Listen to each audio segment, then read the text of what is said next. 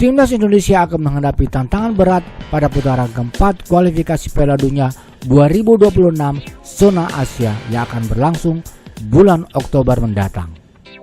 Hasil undian menempatkan tim Garuda di grup B bersama dengan Arab Saudi dan Irak.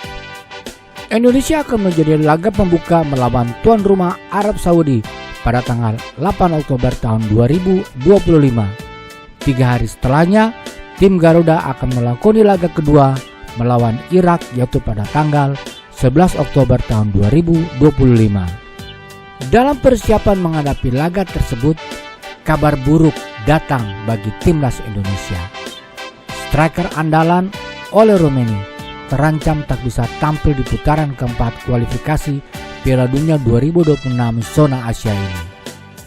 Ia mengalami cedera saat membela Oxford United di Piala Presiden tahun 2025, tepatnya dalam laga melawan Arema FC 10 Juli lalu.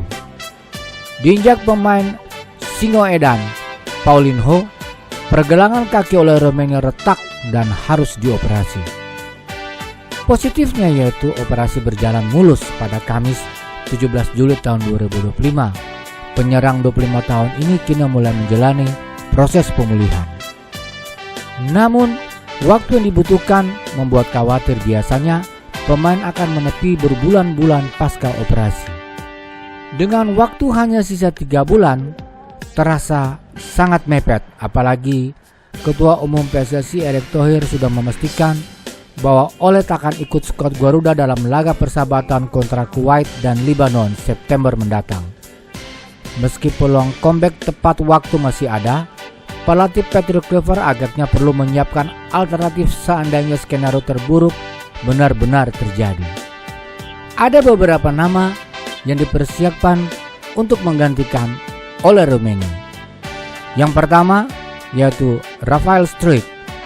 Striker utama Garuda di era Sintayong ini selama ini kehilangan tempat sejak Patrick Kluivert mengambil alih dan Ole Romeni bergabung. Rafael Struijk sejatinya punya potensi besar, terutama pergerakan dan kegigihannya dalam melakukan pressing di area lawan. Satu-satunya kurang dalam permainan Rafael adalah gol.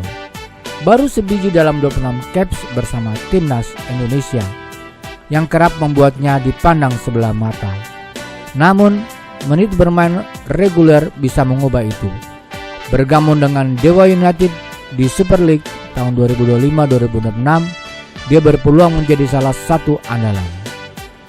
Kemudian, yang kedua yaitu Ratnar Oratmangun.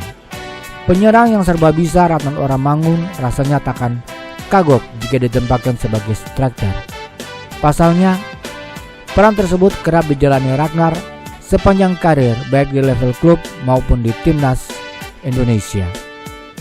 Dia punya penempatan posisi yang bagus, pandai mencari celah di kotak penalti, kemampuan olah bola ciamik, ditunjang pula dengan finishing yang oke. Poin plus bagi Ratnar. Kemudian yang ketiga yaitu Jens Raven. Produktivitasnya di kelompok umur bisa membuat Patrick Kluivert terpikat. Jens Raven melesakkan 8 gol dalam 17 caps bersama timnas U20 Indonesia.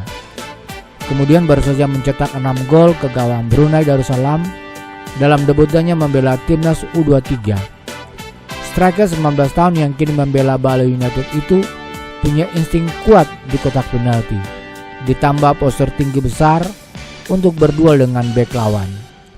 Prospek menarik yang banyak didorong penggemar untuk segera naik kelas ke timnas senior, bahkan sejak era Sintayong. Namun, usia dan minimnya pengalaman menjadi penghalang selama ini. Yang keempat yaitu Mauro Silstra. Nama ini sedang ramai diperbincangkan karena bakal menjadi pemain berikutnya yang dinaturalisasikan untuk membela timnas Indonesia. Proses perpindahan kewarganegaraan pun sudah dimulai. Meski diproyeksikan buat kelompok umur, tak menutup kemungkinan Mauro langsung dibawa ke skuad senior Garuda. Usia baru 20 tahun tapi ketajamannya menjanjikan. Selama berkiprah di Liga Junior Belanda, Moro mampu mengemas 47 gol dalam 67 penampilan.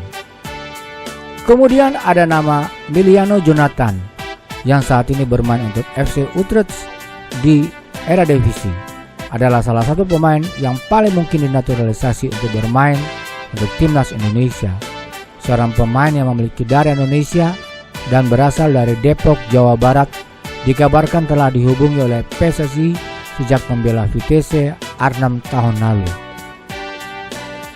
Yang terakhir yaitu Laurens Ulrich. Meskipun Laurens Ulrich bukan striker murni, PSSI mungkin melihatnya sebagai kandidat untuk menggantikan Ole Romeni di timnas Indonesia.